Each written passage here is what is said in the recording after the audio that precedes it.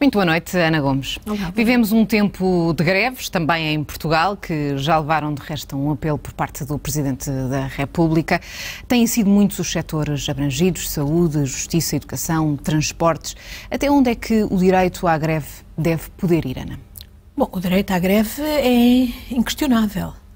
E estas greves, enfim, têm reivindicações que são legítimas. A questão é que, de alguma maneira, o governo e o país é vítima do seu sucesso, porque se faz o discurso e, na prática, têm-se resultados concretos com uma política que é o reverso da austeridade, mas depois, obviamente, não se pode deixar de esperar que as pessoas queiram, aquelas designadamente que foram afetadas pela austeridade, com cortes nas pensões, nas reformas, etc., queiram recuperar o tempo perdido e, designadamente, boa parte destas reivindicações respeitam a reestruturações de carreira. Eu penso que há aqui portanto, o Presidente da República tem razão quando diz que é preciso mais diálogo e menos ruído. O diálogo é realmente muito importante, o Governo tem que o fazer e quando o faz tem resultados positivos. O caso dos estivadores de Setúbal, que a Ministra do Mar veio anunciar, é demonstrativo que com o diálogo as coisas resolvem-se. Diálogo que é o que é preciso e também boa comunicação. E eu penso que há aqui alguns ministros inexperientes que não têm sabido comunicar. Nomeadamente quem? Nomeadamente, olha, a Ministra da Saúde acaba de entrar e fez uns comentários projetam uma ideia de grande distância e muito contraproducentes, dizendo que quem mandava nas cirurgias, nas tais, não sei quantas, 4.000 a 5.000 cirurgias que foram adiadas. Cerca de 5.000. Bom, e obviamente a maior parte dessas pessoas não pode ir para o privado. E há os casos dos doentes prioritários, que do meu ponto de vista deveriam exigir que o Governo tomasse medidas em relação, por exemplo, até a possibilidade de requisição civil. Estamos a falar de doentes oncológicos, crianças, casos prioritários.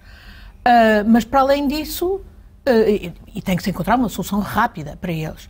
Mas a Ordem dos Médicos veio justamente explicar que não era verdade, enfim, a desvalorização que a Ministra fez do papel dos enfermeiros nas cirurgias.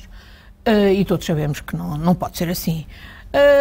Por outro lado, até o próprio anterior Ministro da Saúde fez um apelo ao diálogo, à necessidade de concertação com os profissionais, etc.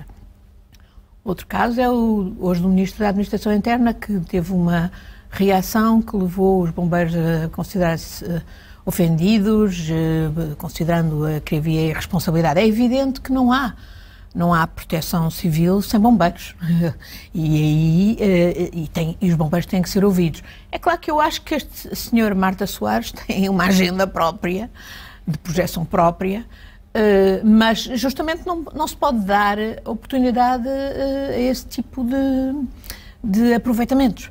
E não há dúvida que os bombeiros têm absolutamente que ser ouvidos no quadro da proteção civil, no quadro enfim, têm reivindicações mais que justas. Eu sei, lidei na Câmara de Sintra com bombeiros. O Governo está a ser relativamente autista nesta questão, porque a verdade é que estas reivindicações dos bombeiros são antigas. Já há muito tempo que ouvimos os bombeiros dizerem e apelarem à necessidade de serem ouvidos. Eu acho que é preciso diálogo, e o diálogo é o contrário do que quer dizer quando usa a palavra autista. O diálogo implica ouvir e implica uma tentativa de resolver. E se calhar, em vez de termos negociações atomizadas, quer dizer, Ministério a Ministério, como há aqui um fio condutor aparentemente comum, que é exatamente a necessidade de reestruturação de carreiras, que se calhar hoje já não têm as mesmas características que tinham antes e que precisavam de uma revisão, e por essa via se podia resolver muitas das reivindicações, valia a pena ter um ministro sénior, um ministro experiente, um ministro com autoridade, por exemplo, o ministro do Trabalho, a coadjuvar os outros ministros e a procurar uma solução e a fazer compromissos, digamos, é evidente que a maior parte destas reivindicações não se vão resolver de imediato ninguém espera isso, mas que haja compromissos claros de que no próximo legislatura, porque é evidente que também o facto de haver eleições para o ano também propicia que muitas, enfim, forças sindicais e outras forças associadas, políticas associadas, obviamente, se empenhem nestes combates que são evidentemente políticos. E parece que o Governo também se vai empenhar mais na resolução destes conflitos, precisamente porque vamos entrar num ano eleitoral. Eu penso que pode e deve.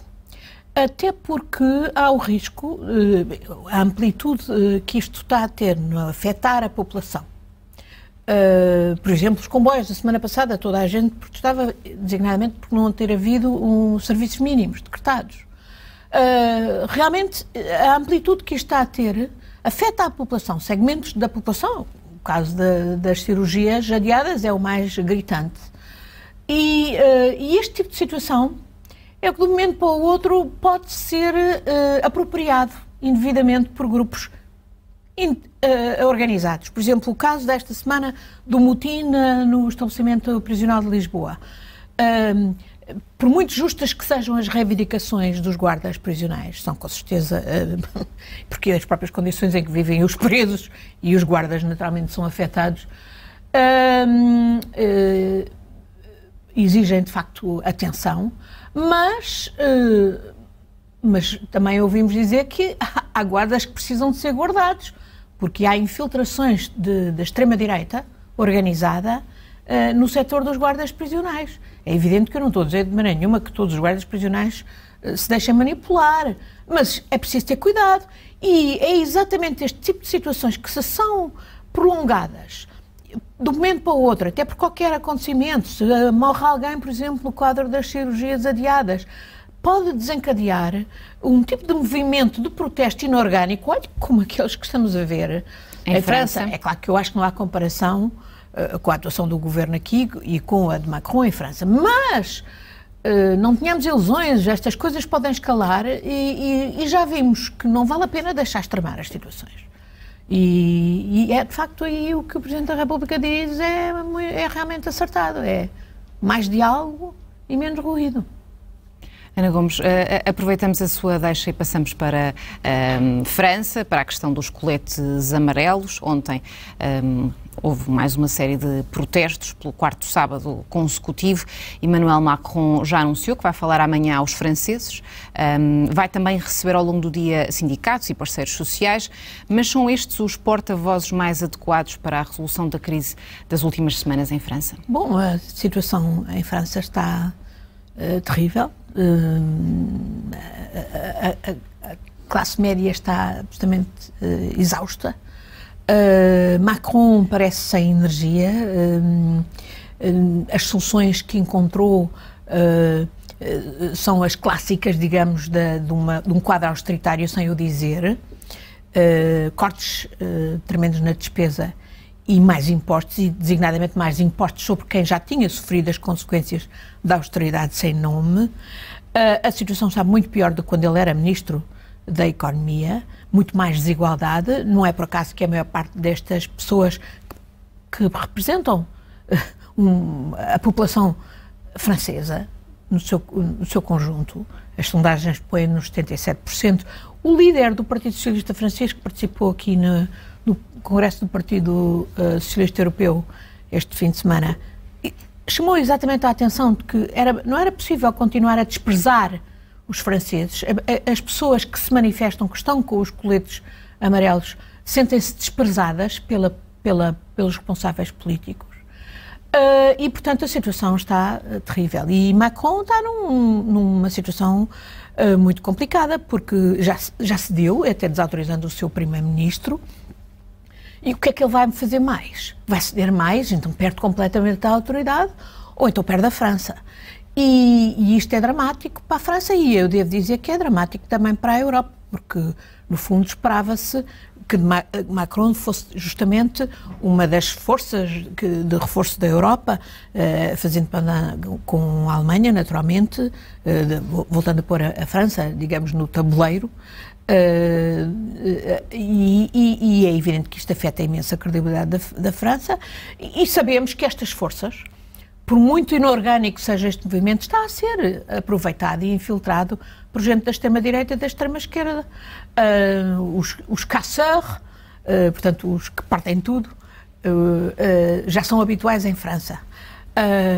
Mas isto está para além dos caçar. Há ali gente com uma agenda organizada e sabemos que isso não é dissociável do que estão a fazer para aí pessoas como o Steve Bannon, como o Salvini e o Orbán. Não é por acaso que o próprio Trump, ainda este fim de semana, fez um comentário inacreditável a criticar a França e o Macron e o resto do e a misturar uma série de coisas, já que falou também do clima, claro, e do Acordo de Paris. E, portanto, do meu ponto de vista, a única maneira de se resolver este problema, e aí Macron vai precisar da Europa e vai precisar em particular da senhora Merkel, é de facto dar-se resposta aos cidadãos, designadamente na questão da justiça fiscal. Repare como a questão da justiça, do sentimento de injustiça fiscal é central, ainda por cima porque Macron decretou aumento de impostos sobre os combustíveis para pagar a mitigação das alterações climáticas. Também foi aqui no Congresso do PS que um americano,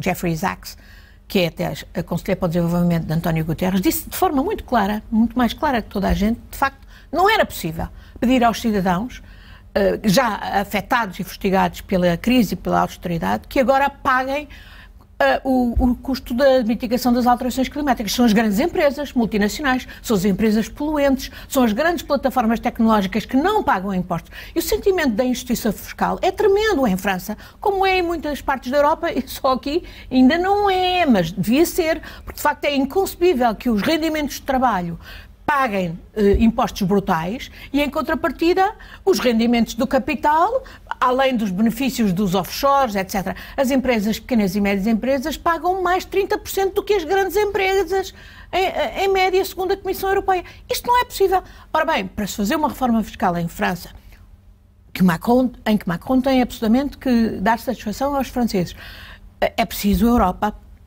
porque não é desgarrado um país sozinho que vai fazer esse tipo de reforma. Como, aliás, também disse o nosso Primeiro-Ministro no Congresso do Partido Socialista Europeu. Mas não vamos ficar à espera. Como dizem, ainda agora, esta semana, eu estive em Washington e discutimos estas questões com os congressistas americanos e outros interlocutores americanos e diziam, isto é uma questão a nível global, temos que esperar no quadro OCDE. Foi o que a senhora Merkel também disse outro dia quando veio ao Parlamento Europeu e foi questionada sobre isso. Não podemos esperar pelo quadro OCDE, para já porque o quadro OCDE nem sequer é vinculativo. E depois, porque de facto, se a Europa se organizasse nesta matéria, depois determinaria o que se devia acordar a nível da OCDE e a nível global. E esta é uma questão central, é uma questão de redistribuição dos rendimentos, quer dizer, quando os governos estão sem recursos, por causa das políticas neoliberais, não há investimento público, quando os cidadãos estão no limite da dignidade, que é isso que sentem os cidadãos franceses e por isso se revoltam como estão a revoltar-se. E depois não há resposta. E a resposta, neste caso, não, como digo, tem que ser francesa, mas tem que ser mais do que francesa, tem que ser europeia. Vamos lá ver se a senhora Merkel ajuda Macron. Um presidente francês tão frágil não era o pior que podia acontecer à Europa neste preciso momento? Exato, porque, reparem em todos os azimutos, é em França, que devia ser o eixo, um dos pilares do eixo de relançamento do processo europeu, e no fundo Macron, que toda a gente viu como o antídoto contra o populismo, por exemplo, da senhora Le Pen. Ele próprio, em última análise, também é um instrumento populista, porque ele não tem historial nenhum, ele não tem partido sequer. E os partidos tradicionais implodiram em França, não é? O PSF, enfim. Portanto, prevê-se, de facto, uma situação muito complicada em França, no quadro, designadamente, das eleições europeias, de pulverização e de votos para essas tais forças inorgânicas que depois são cavalgadas por outras forças sinistras. Na Grã-Bretanha, a confusão total, não é? Brexit, esta semana vai ser votado, mas ninguém sabe o que é que aquilo vai dar. Ninguém sabe se a senhora May se demite, perdendo a votação do acordo.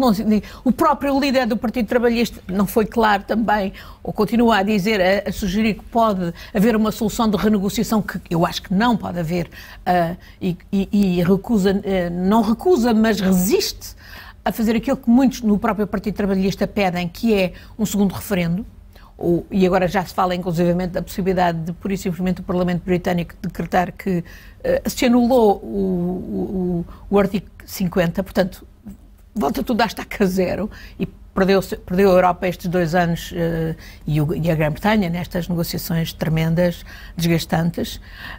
Bom, e depois temos a própria Alemanha, onde há uma nova líder, mas também não se percebe muito bem, felizmente, penso eu que não foi a pior solução. Merkel teria sido o neoliberalismo mais desenfreado e o setor financeiro mais desaustinado em matéria de austeridade, mas não sei se haverá a capacidade exatamente para perceber que ou voltamos a políticas que de facto deem aos cidadãos a percepção de que há um contrato social que é respeitado pelos dirigentes políticos, como de resto também dizia Pedro Sánchez aqui no Congresso do Partido Socialista Europeu, ou então vamos continuar com as mesmas receitas neoliberais austeritárias, os cidadãos já viram que isso não funciona, e vamos continuar ou com líderes que dizem uma coisa e fazem outra, e esse é um dos grandes problemas também hoje das diversas lideranças na Europa, é a credibilidade aos olhos dos cidadãos, e é exatamente porque muitos não têm essa credibilidade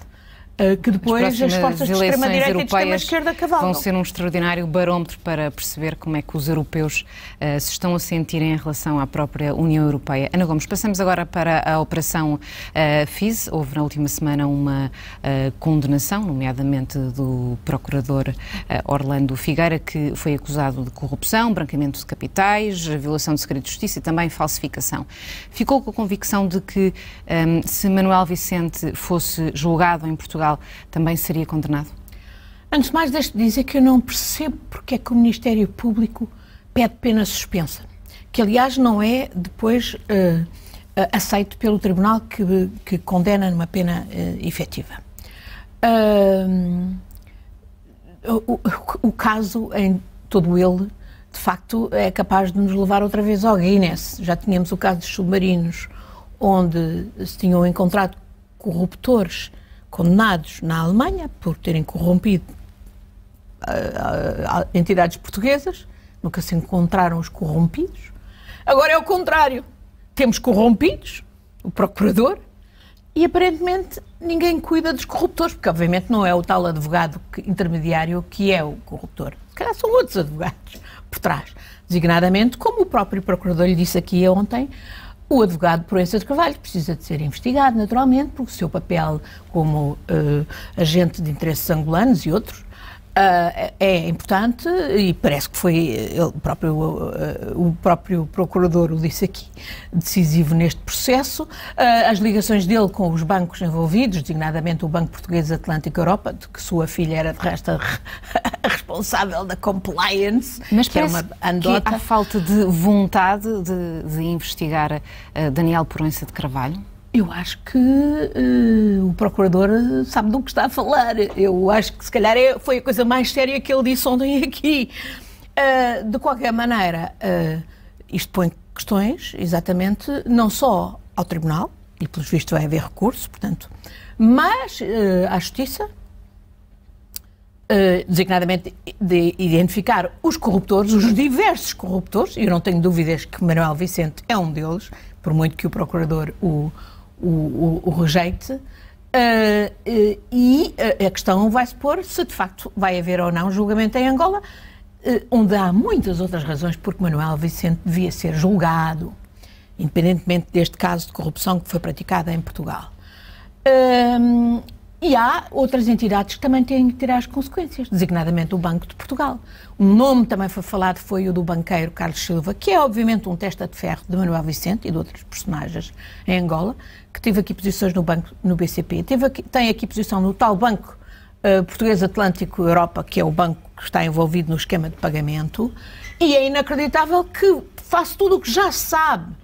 Aliás, era inacreditável quando a Justiça Portuguesa estava a tentar ouvi-lo e ele recusava, dizendo que estava em Angola e não sei o quê, acabou por vir, que o Banco de Portugal ainda lhe mantenha a idoneidade. Portanto, não é só ao nível... Mas parece-lhe que as relações excelentes entre Portugal e Angola vão permitir ir-se mais fundo nestas investigações, Ana Gomes? Olha, e acho muito positivo que, até na sequência do acordo que o Primeiro-Ministro fez com o Presidente João Lourenço quando esteve em Angola, já haja equipas de procuradores portugueses a trabalhar com angolanos.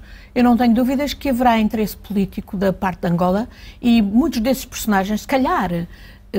até alguns dos filhos do Presidente José Eduardo Santos, incluindo o que está na cadeia, são personagens menores relativamente a outros indivíduos, como Manuel Vicente, no que toca à cleptocracia organizada de que Angola, que esvaziou os cofres de Angola, como de resto disse o Presidente João Lourenço pouco antes de vir aqui a Portugal. Ana Gomes, para finalizar, gostaria que comentasse um momento da qual foi protagonista ontem no Congresso do Partido Socialista Europeu, nomeadamente um momento em que acusou o Primeiro-Ministro de Malta de vergonha. Acho que foi essa a expressão que Ana Gomes utilizou ontem. Não, acusei o próprio, não foi só ele, acusei a própria organização do Congresso de o aceitar, pôr ao lado do nosso Primeiro-Ministro, do candidato Timmermans, do líder do meu partido político a nível europeu, do Bullmann, porque acho que isso, tê-lo ao lado, afeta dramaticamente a nossa credibilidade coletiva da família política socialista e dos líderes que estavam ali ao lado. E acho que se faz o jogo da direita, da extrema-direita, justamente que quer descredibilizar atores políticos socialistas, e da direita, o PPE, que obviamente vai utilizar isso, porque José Muscat é um escroque. Não tenho dúvidas nenhumas disso. Eu liderei, fui várias vezes a Malta no quadro das investigações dos Panama Papers, da Comissão de Inquérito do Parlamento Europeu. É um indivíduo que é Primeiro-Ministro e tem no seu governo o seu chefe de gabinete e um ministro absolutamente demonstrado que estavam envolvidos em esquemas de corrupção, de receber comissões por esquemas altamente gravosos para o povo de Malta, inclusivamente privatizações de hospitais a empresas nas British Virgin Islands, ninguém sabe quem é o dono, hospitais públicos, ou privatizações de empresas de energia que pagam o dobro com o Azerbaijão, que vão comprar a energia à BP pagando o dobro do que pagariam se fosse o Estado maltese a diretamente fazer essa aquisição à BP. E, portanto, e o assassinato da jornalista Daphne Caruana Galícia, que expôs tudo isso. E, no caso, a justiça está bloqueada. Eu liderei a missão do Parlamento Europeu a seguir ao assassinato, fui lá, um ano passou, a justiça está bloqueada. Foram presos os autores da bomba, mas não foi até hoje identificado quem é que os mandou pôr a bomba, e é evidente que esses autores menores foram só instrumentos da ação. Há uma série de suspeitas graves, inclusivamente relativamente a um membro do governo, que não foram seguidas pela polícia. O controle do Primeiro-Ministro sobre a polícia é total. Ele veio aqui defender tecnologia nova, etc. Está a transformar o seu país, que já é um paraíso fiscal intolerável hoje no plano europeu, num verdadeiro centro das criptomoedas, o que obviamente só serve é à criminalidade organizada, e pensar que líderes socialistas, no momento do lançamento da campanha, estão ao lado deste sujeito, que aliás estava nervoso, porque senão ele foi o único, de resto, que não falou de improviso, teve precisado do auxílio para ler é muito estranho, é insuportável, e portanto E revoltou-a naturalmente. Eu senti indignação por mim e por todos os socialistas honestos e sociais-democratas honestos que acham que era preciso, de facto, uma campanha séria e credível dos socialistas e que acham que isto vai fazer o jogo da extrema-direita antidemocrática e da direita democrática também. Ana Gomes, muito obrigada por ter estado neste Jornal de Domingo. Vai ser uma semana decisiva para Theresa May. O acordo para o Brexit vai a votos na Câmara dos Comuns. É um assunto a que vamos voltar a seguir ao intervalo.